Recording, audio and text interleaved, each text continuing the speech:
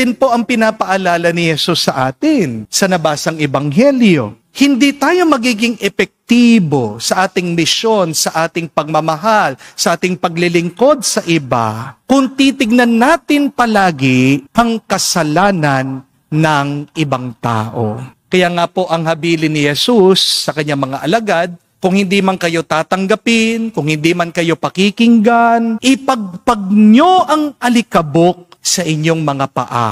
Ang alikabok ay tanda po ng ating sama ng loob. Habang may sama ka ng loob, kapatid, hindi ka talaga makakapagpatawad. At kung hindi ka marunong magpatawad, hindi ka makakapagmahal, hindi ka makakatulong sa iba, at hindi ka makakapagbigay ng kalwalhatian sa Diyos. What hinders you from loving, what stops you from serving is your unforgiveness.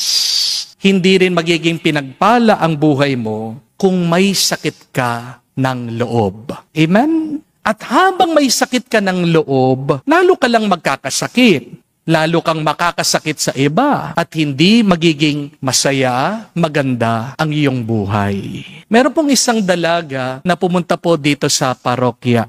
Siya po'y nagpapatulong dahil sobrang lungkot niya at depressed niya. Ang sabi niya sa akin, hindi daw po niya maramdaman yung pagmamahal ng kanyang ama sa kanya. Kaya nagtanim daw po siya ng sakit ng loob ng hinanakit sa kanyang tatay. At sinisisi po niya ang tatay niya. Bakit hindi daw po siya nakapagtapos sa eskwela? Palagi po siyang distracted dito sa kanyang galit.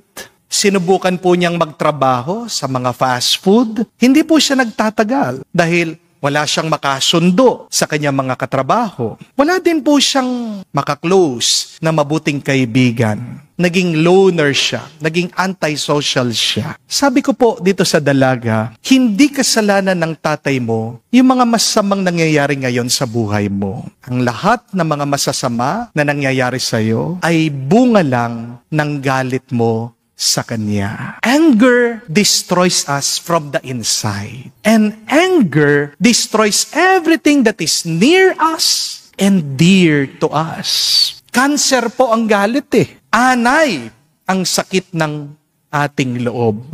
Kapag hindi ka marunong magpatawad, lalong lalala ang buhay mo. But the more you forgive, the more your life will improve. God cannot promote you until you learn to forgive. Balikan niyo po ang kwento ni Jose dahil natuto siyang magpatawad dito sa kanya mga kapatid sa mga tao na nakasakit sa kanya. Saan siya nakarating? Ano ang naging posisyon niya? Naging kanang kamay siya ng hari ng Pharaoh. Sa Ebanghelyo, sabi po ni Jesus, maghanap kayo ng taong karapat-dapat at dun kayo tumuloy. At sino po ang taong karapat-dapat na tinutukoy ni Jesus?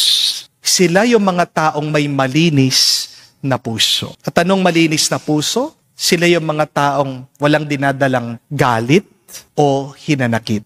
Ibig sabihin, kapag marunong kang magpatawad, ang pagpapala ng Diyos, ang kapayapaan ng Panginoon ay mapapasayo. Amen?